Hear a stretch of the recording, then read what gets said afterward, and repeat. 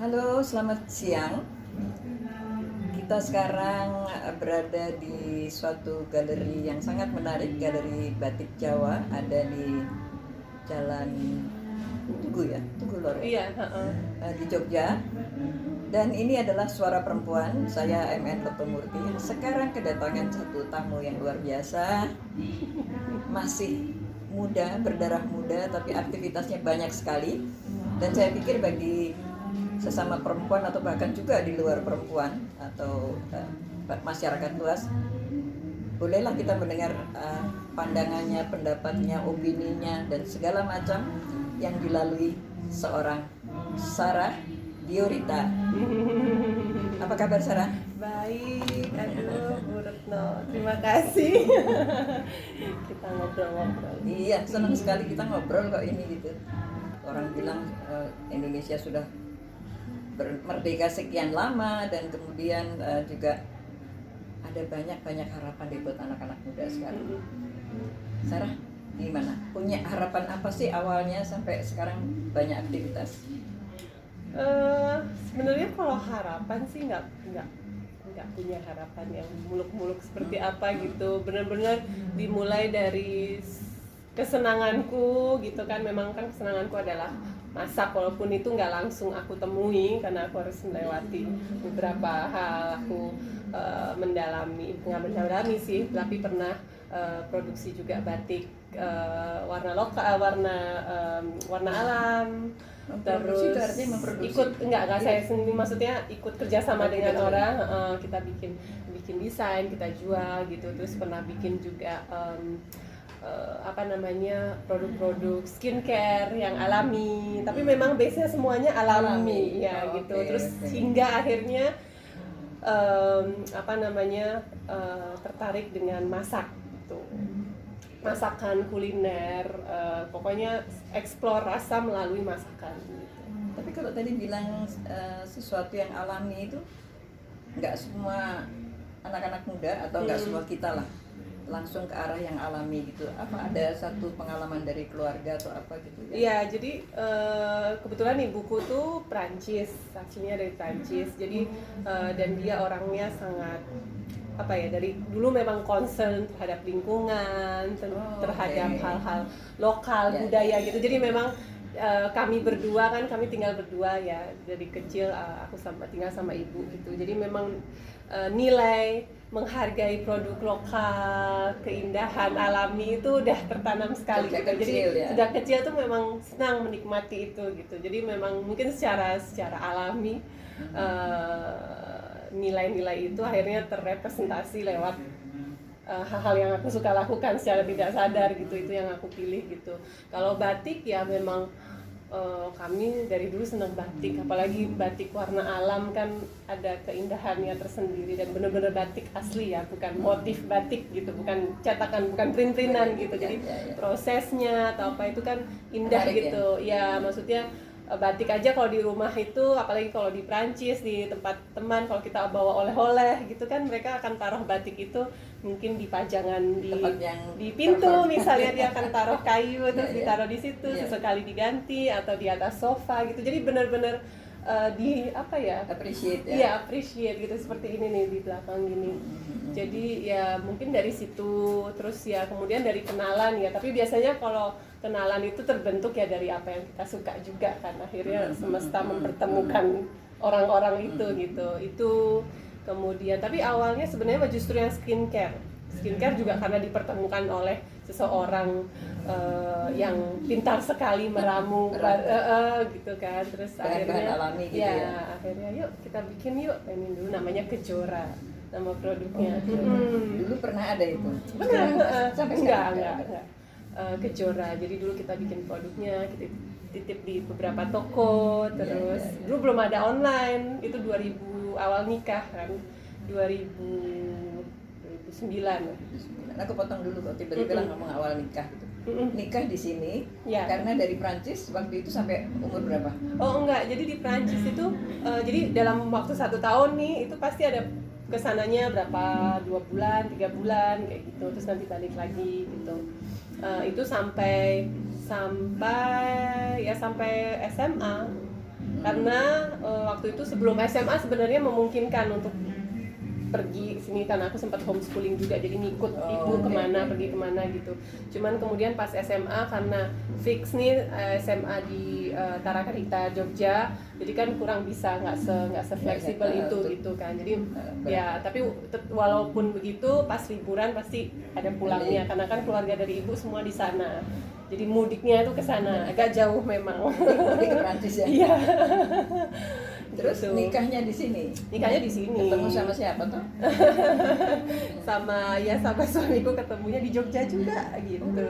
Pengen tahu siapa istrinya siapa Oh, ya Sarah ya. suami saya Mas Eros. Mas Eros Chandra, dia musisi. Jadi ketemunya juga di Jogja, tetangga rumah kami nggak berjauhan dari friends in common. Gitu. Waktu tahun 2000 menikah itu Sheila on Seven masih sangat atau sudah mulai lebih Oh masih sih masih karena sangat- 2009 karena seingat saya habis nikah ditinggal sebulan buat tour jadi masih.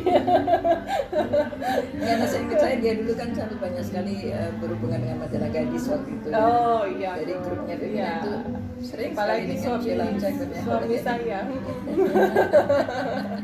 paling terkenal itu. Jadi saya pikir oh ya masih ya dia waktu masih jadi masih ditinggal juga ya sebulan itu. Iya ya Mbak. Itu aku ingat jadi masih ya. Iya, iya. Oke.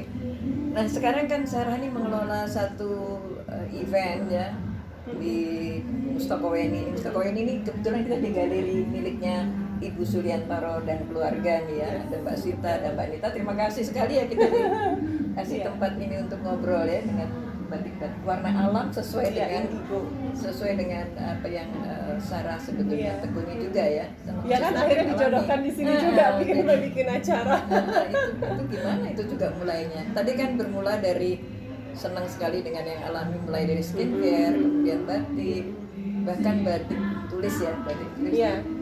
Kalau di apresiasi orang luar tuh malah sepertinya lebih gimana Iya, gitu ya. iya. Sampai Makanya dulu memang targetnya lebih ke orang luar sih waktu itu ya, karena memang sesuai dengan produk yang kita buat, kita jual gitu.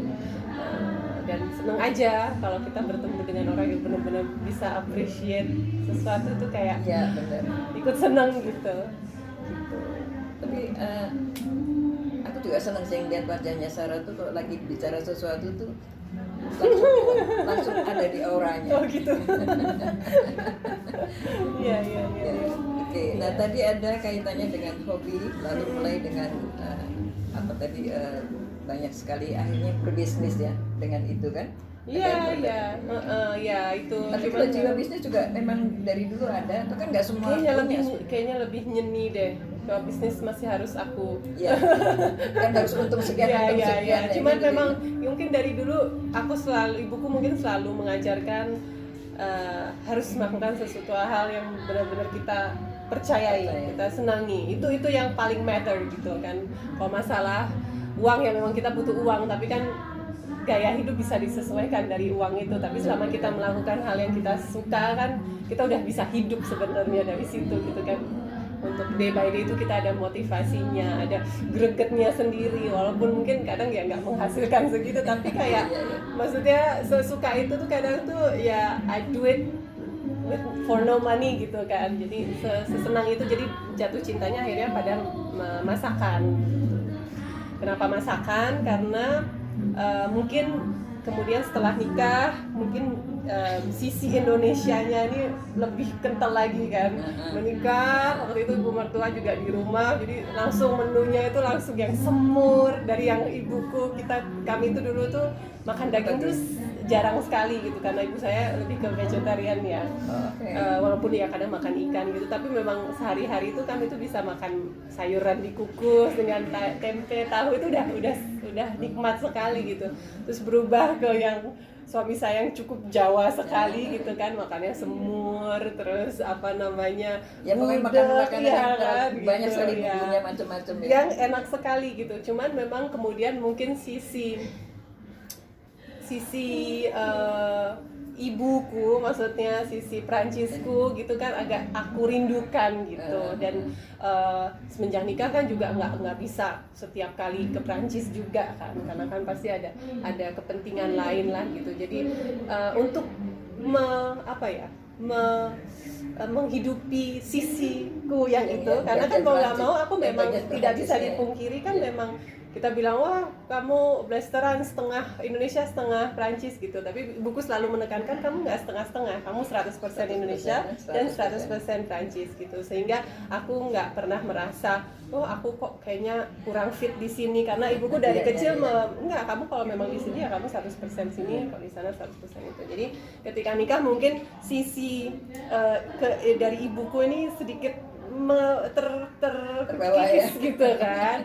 Jadi untuk mereconnect sisi itu tuh ternyata aku temui lewat masakan gitu. Ternyata semua kerinduan, semua memori masa kecil dengan kakek nenekku di Prancis atau masa aku berteman-teman di sana itu kok semuanya tuh bisa aku ingat melalui masakan gitu. It's very interesting loh. Yeah. Masakan itu bisa membawa kenangan-kenangan. Iya kan, seperti lagu kan, kalau kita dengerin lagu apa, ingat momen itu persis gitu, tepat di saat itu misalnya. Kalau aku di masakan gitu, jadi kalau aku menemukan masakan tertentu itu bisa membawaku ke suatu era, ke suatu masa gitu. Karena kebetulan juga kalau kakek nenekku di Prancis itu memang dulu mereka punya kebun dan benar-benar value makanan yang disajikan di rumah gitu. Jadi memang yaitu beberapa nilai yang memang dari kecil aku terpapar sehingga ya mungkin make sense juga kenapa sekarang aku bergeraknya di bidang itu gitu. Oke. Tadi kaitannya kan tiba-tiba Sarah udah bicara soal blaster separuh ini enggak, tapi 100% Indonesia, 100% Perancis. Kapan sih ketemunya mama sama papa? Ibuku waktu itu kayaknya ada penelitian di sini, dan dia kan penulis. Oh, penulis. Iya. Hebat ya. Jadi penulis sesuatu yang ilmiah atau yang sosial?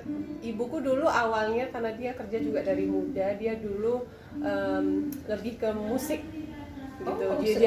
Dia yang tapi nggak bermain musik ya, menulis gitu. Dia yang menulis artikel pertama tentang hip hop di Eropa gitu ya. Pokoknya keren itu dia di masa-masa kerennya. Terus habis itu lebih beralih ke sosial budaya gitu. Itu ibu gitu. Jadi pastinya saat ke Indonesia jatuh cintanya ya sama Jogja. Nggak mungkin di mana lagi, pasti Jogja.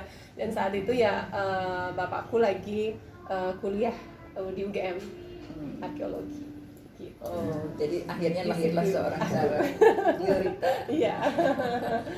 Gitu. Oke, kalau kita bicara soal kuliner tadi ya, yang bagus sekali sih tadi bahwa masakan itu membawa satu pengalaman, kenangan, dan Sarah ternyata bisa menyelaraskan dengan musik ya. Daerah di mana suaminya sendiri sekarang pemusik, jadi kayaknya klop semua gitu ya. Aku nggak bisa main musik, jadi aku pendengar pasif aja. Jadi dia feed me with music, I feed him with food. That's how we stay together. Gitu kan, good deal ya. Udah berapa lama jadi sekarang? 2009, berarti berapa tuh? 14 tahun ya. Udah ada si kecil kan? Udah ada. Iya. Siapa? Namanya El Pitu Chandra. El laki-laki. Pitu angka 7 bahasa Jawa atau pitulungan. Dan Chandra memberi pertolongan. Iya. Chandra ya dari suami Eros Chandra, karena bagus bulannya. L-nya tadi apa? L itu ya maskulin ya. L kayak L Prancis ya. Ya L ya bisa Arab juga ya. El Pitu Chandra. Sekarang bulan udah 7. Udah umur berapa? 12 tahun. 12 tahun. Baru satu atau cuma mau satu? Enggak, maksudnya enggak, kami enggak menentukan sih, maksudnya pengen, karena aku kan anak tunggal. Jadi tentunya pengen lebih dari satu. Cuman kalau dipikir-pikir sekarang anak udah besar, kalau lihat anaknya teman gitu lucu, tapi kalau dititipin terus mulai nangis, kayaknya udah ya cukup. Kita jadi ini aja, om tante yang asik aja. Jadi kita spend time saat anaknya seneng aja. Nah itu juga sih urusan pendidikan segala macam kan generasi saya, generasinya Sarah kan berbeda sekali gitu ya. Gimana cara pendidikan Sarah terhadap anak sekarang? Kebetulan anak sekarang homeschooling udah dari kelas 3 SD. Homeschoolingnya pun yang benar-benar pendidikan menjadi tanggung jawab orang tua gitu. Jadi kan kalau di Indonesia setelah ini ya mencari tahu banyak hal, karena kebetulan aku juga dulu waktu muda pernah homeschooling juga gitu. Jadi mungkin anakku juga tahu gitu mengenai itu. Terus dia sekolah, tapi selama masa sekolah memang dia selalu tanya, kenapa sih aku harus belajar itu di sekolah? Ya waktu itu aku belum tahu, karena dulu proses homeschooling yang aku jalankan adalah kurikulum Prancis gitu. Jadi karena aku tahu homeschooling itu tidak di semua negara itu diizinkan gitu. Jadi memang ada beberapa negara yang mungkin tidak gitu. Terus akhirnya setelah proses mencari tahu informasi itu, ternyata di Indonesia pendidikan bisa ditempuh melalui 3 jalur, pendidikan formal, informal, dan non formal gitu. Akhirnya kami pilih homeschooling karena pengennya sih memang homeschooling yang kami yang sebagai orang tua, sebagai wali anak yang bersama anak bisa menentukan sistem atau cara belajar dia gitu. Dengan tetap legal ya gitu. Makanya kan kita ingin memastikan tuh sebelum mengambil jalur itu apakah kita nanti nggak menyusahkan anak di kemudian hari. Ternyata tidak, karena di Indonesia memang dilegalkan dan ada proses penyetaraan juga. Jadi dia kalau kemarin ini lulus SD ya ikut uji kesetaraan gitu. Jadi nanti kalau sewaktu-waktu dia mau sekolah formal lagi atas keputusan dia ya silakan juga gitu. Tapi sementara kami sama-sama sangat menikmati. Ini menurut saya ya pikiran perempuan muda seperti Sarah ini dengan cara mendidik anak dan satu tanggung jawab tersendiri dan sudah berpikir sedemikian jauh, mungkin gak banyak loh. Mungkin gak banyak, tapi ya pasti ada lah. Tapi saya sendiri agak ragu apakah banyak atau enggak ya. Tapi ya mungkin kondisi kami juga memungkinkan itu ya. Maksudnya kalau aku kerja kantoran, suami juga kan agak susah juga gitu kami mengurus. Jadi karena fleksibilitas dan kondisi kami memungkinkan untuk bisa mengambil jalan ini ya. Oke. Jadi memang tidak untuk semua. Ya, memang sangat tergantung dari keadaan masing-masing. Ya sebuah privilege juga bisa mengurus sepenuhnya anak, dan itu sebuah privilege. Tapi ya semuanya kan adalah pilihan. Yes, gitu. Betul. Semua adalah pilihan, tapi pilihan itu yang memang perlu dipikirkan dengan baik ya, sebab nggak cuma kok yang sana bagus ya ikut gitu kan, nggak, sudah berpikir begitu gampang gitu. Itu yang saya tadi pikir. Sebagai perempuan muda boleh nih. Lalu balik lagi ke kulineran. Kuliner tadi, makanan bisa membawa pengalaman, kenangan segala macam, bahkan juga kenangan masa kecil, kenangan suatu tempat, kenangan masa lalu, kenangan. Nah, tiba-tiba masakan itu dibisniskan, itu mulai ya bisnis tanda kutip lah ya. Itu apakah ada bisnis tersendiri dulu sebelum kita bicara ada di sini? Iya. Yang sebelum ini sebenarnya ini lahir karena usaha yang aku dulu jalani. Jadi 2013 itu aku buka warung makan namanya Loka-Loka. Ya, Loka-Loka Bistro. Loka-Loka Bistro di jalan apa tuh? Ada di Tiasan itu Banteng. Jadi di Jalan Kaliurang Banteng itu ke timur. Itu daerah situ. Jadi Loka-Loka itu kan artinya tempat.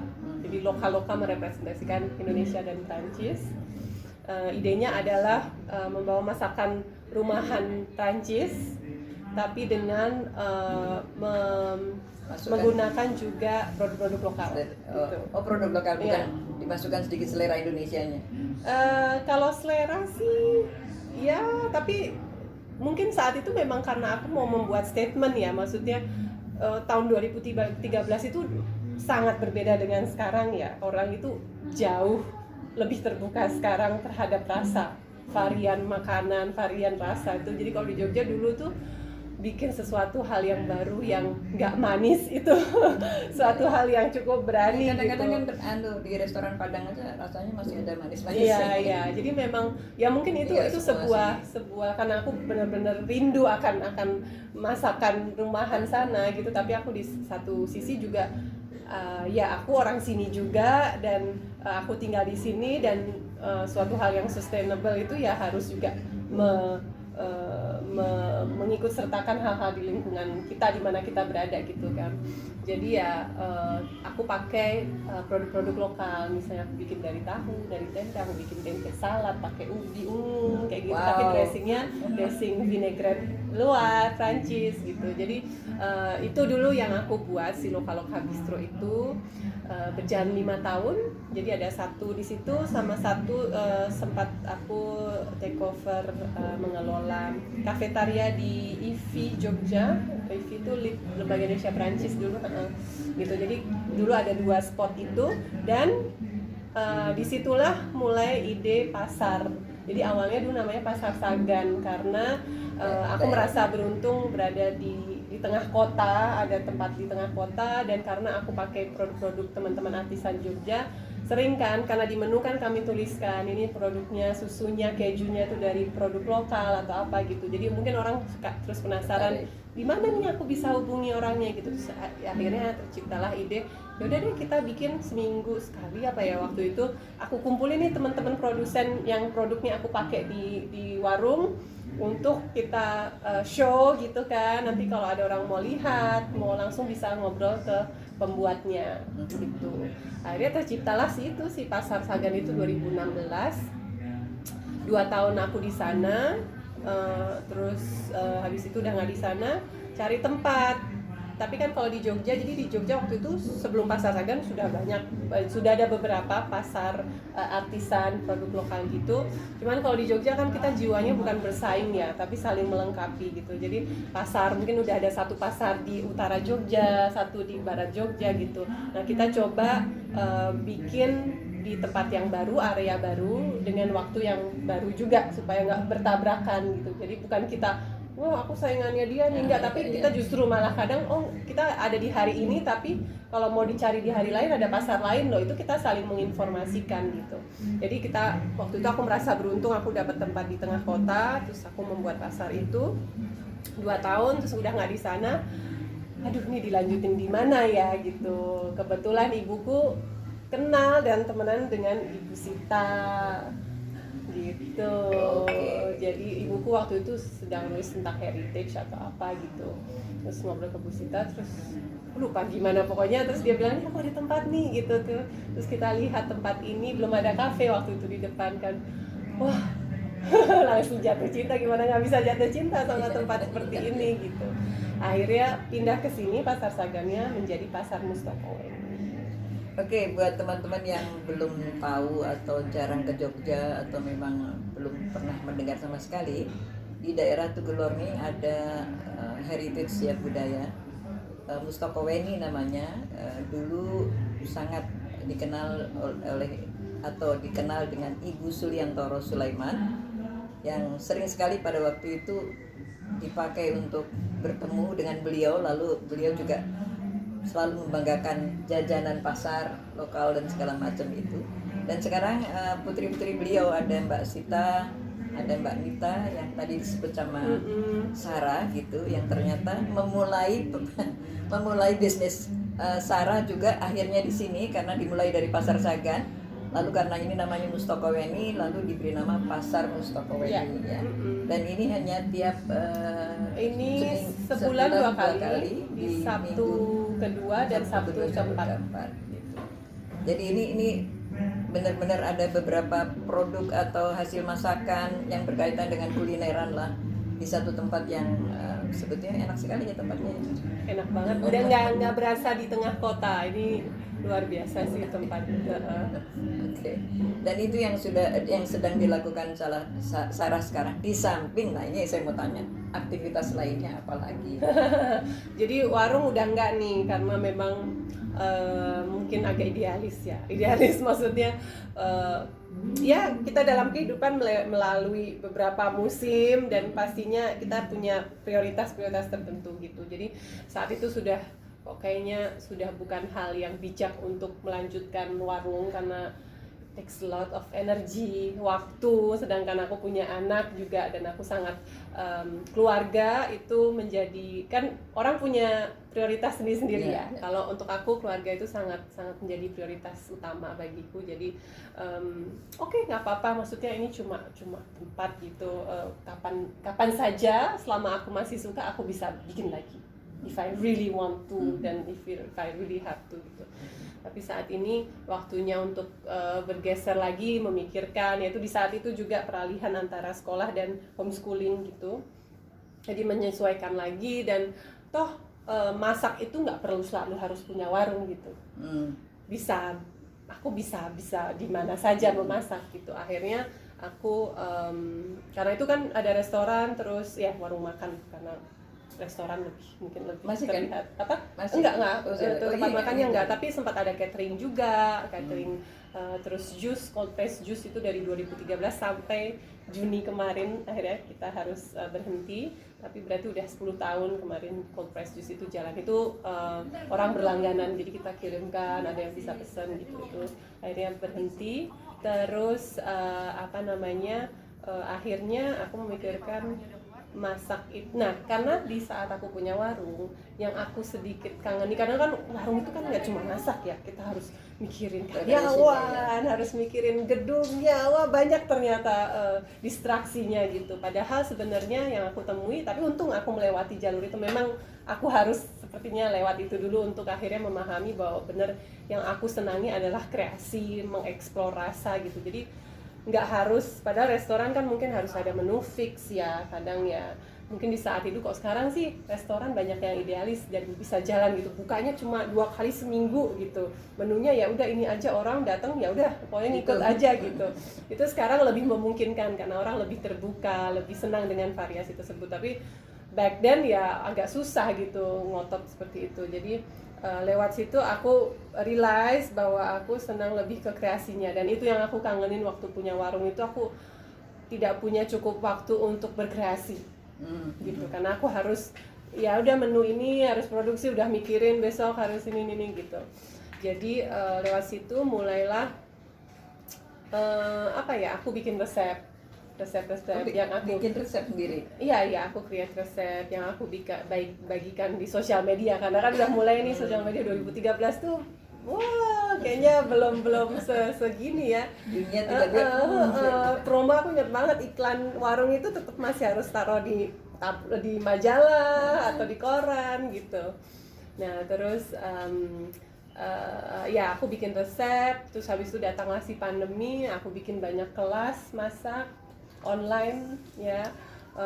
Yaitu untuk menghidupi. Gimana sih rasanya kalau kita punya greget tapi kalau nggak disalurkan itu gimana ya. Jadi lewat situ, terus kemudian sekarang lebih ke ternyata aku berpartner dengan ada teman dia hadir juga di Pasar Mustopo ini, yang dia adalah artisan keju lokal. Jadi dia bikin keju ya tingkat internasional gitu. Mazarat, Mas Jimmy dan Mbak Nita, ada mereka di sini. Kenal deh aku kayaknya. Iya, ya itu kan dari awal aku warung memang aku pakai produk mereka kan. Nah sekarang kami bertiga, jadi Mazarat, aku Lokaloka, jadi Lokaloka dari namanya Lokaloka Bistro berubah jadi Lokaloka Kitchen Lab. Jadi lebih memang explore resep, develop resep. Kemudian sama Dewan Daru itu tempat di Cangkringan yang kebetulan milik adik iparnya Ibu Sita. Milik adik iparnya Ibu Sita. Oh jadi ternyata koneknya iya. Tempatnya sangat bagus di Cangkringan, itu namanya Dewan Daru. Jadi kami bertiga bikin acara namanya Suarasa. Itu acara per bulan ya, namanya Suarasa. Kita pilih tema, kita sangat bebas gitu, kita pilih tema, terus kita develop menu berdasarkan tema itu. Terus kita open reservation di hari dan waktu tertentu, orang bisa datang dan enjoy. Ya, jadi bukan buka setiap kali, Enggak. By appointment jadi ya. Ya, dan itu sangat ideal untuk aku saat ini di musim ini gitu, karena aku tetap bisa kreasiku tetap bisa terus jalan, aku bisa ketemu orang di saat pasar dan acara. Tapi nggak seperti kalau Mustaqwa ini kan kita jadi punya minggu kedua, minggu keempat gitu ya. Kalau yang di sana nggak ya, hanya by appointment.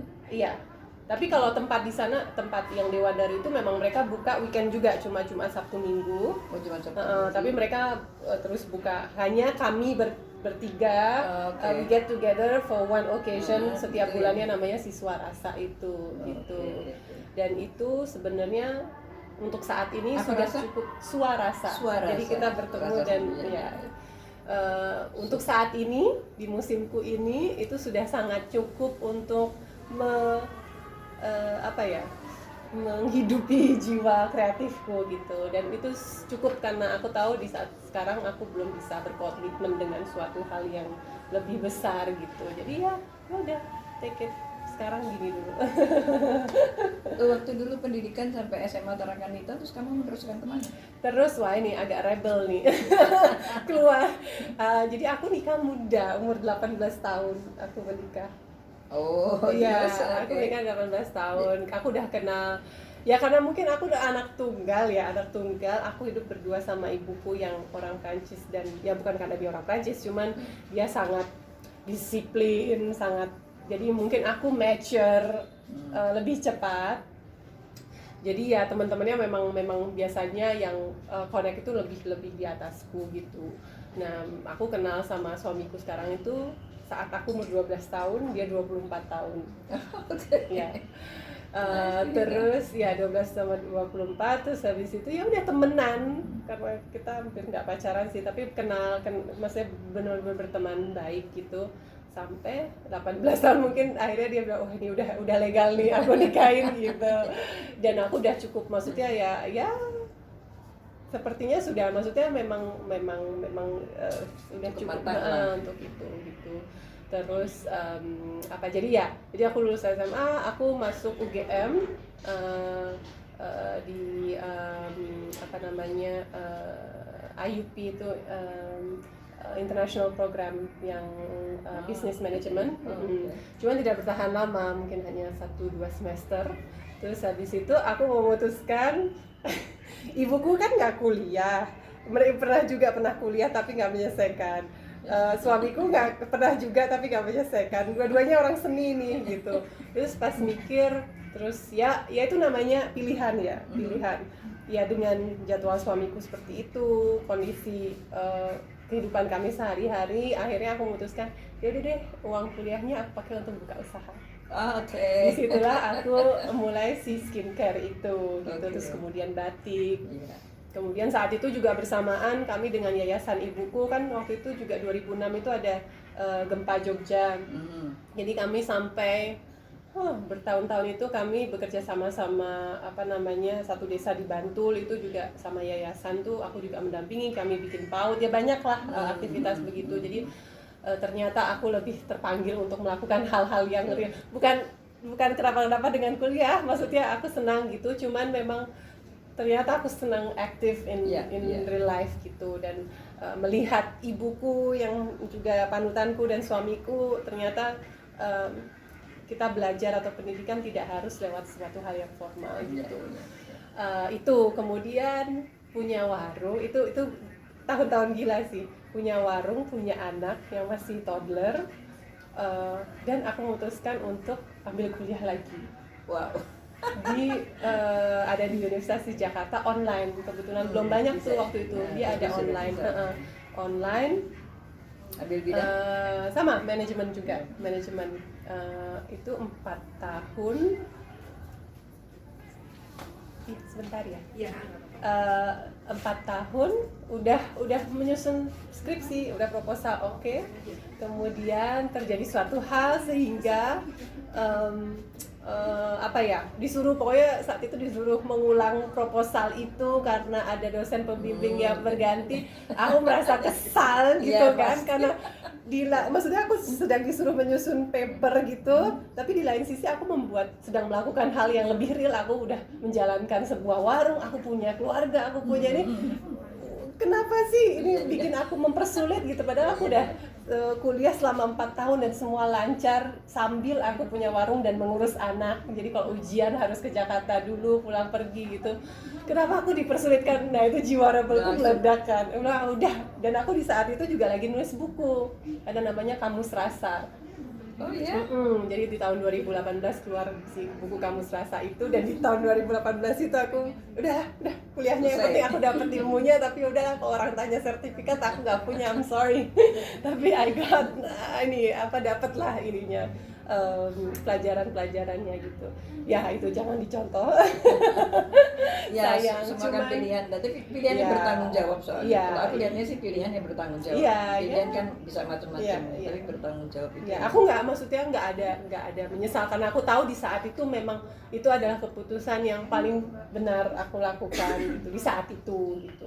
Jadi ya udahlah, maksudnya kalau saya suatu hari perlu sertifikat, ya udah kita kuliah lagi kalau benar-benar dibutuhkan. Tapi buktinya nyatanya sampai sekarang aku bergerak di bidang yang benar-benar hanya ya maksudnya mengandalkan ya jiwa kreatifku, experienceku. Jadi dari situ aku lebih belajarnya gitu ya. Tapi it's your life, artinya bikin kamu hidup, bikin kamu Iya. happy, bikin kamu Iya. dan kelihatan sekali dari auranya. Gitu ya. Udah baca auramu juga. Kan? Iya. Benar. Oke, Iya. sekarang mungkin untuk apa yang masih ingin Sarah lakukan, atau apa masih banyak, atau sudah ada sesuatu lagi yang sudah dalam pemikiran gitu? Kalau sementara sih Mas, ya sini I'm very grateful for what I have sekarang di saat ini. Kedepannya ya mungkin lebih ini lagi ya, tetap jiwa sharingnya tuh tetap selalu ada gitu. Jadi mau bikin kelas lagi lah, atau mau bikin lewat acara-acara, pokoknya in whatever ways aku pengen ada penyaluran informasi itu baik dua arah ya. Maksudnya kalau lewat pasar kan aku dapat pendidikan dan pengetahuan dari teman-teman yang berjualan gitu kan. Jadi kalau di sini aku lebih pasif, aku lebih banyak menyerap gitu. Tapi saat aku acara masak itu ya aku membagikan apa yang aku tahu, apa yang aku suka gitu. Itu Jadi tiap aku apa? senang. Tiap Suara saya itu sebulan sekali. terus bulan aja. Ya sih memang sangat idealis, tapi ya Sebulan untuk sekali aku- itu dari rumah atau di nggak di sana, di Dewan Daru. di Dewan Daru itu.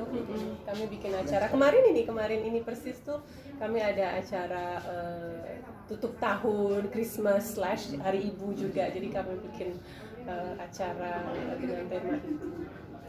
Ya, Boleh juga ntar kalau sekali waktu ada acara itu, ntar kita Boleh. ikutin supaya lebih hidup lagi macam-macam ya. cerita dari Jogja. Gitu ya. Iya.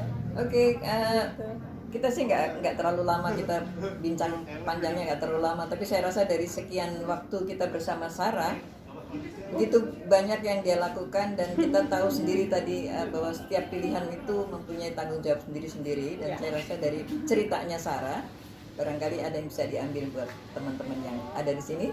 Jadi sampai ketemu lagi, thank you so much ya Sarah. Waktunya sangat singkat ini tadi, jadi saya mencoba untuk mengambil waktu yang dia bisa diajak bicara. Thank you so much. Jadi kita sampai di sini Suara Perempuan. Kita ketemu di acara Suara Perempuan berikutnya. Sampai jumpa.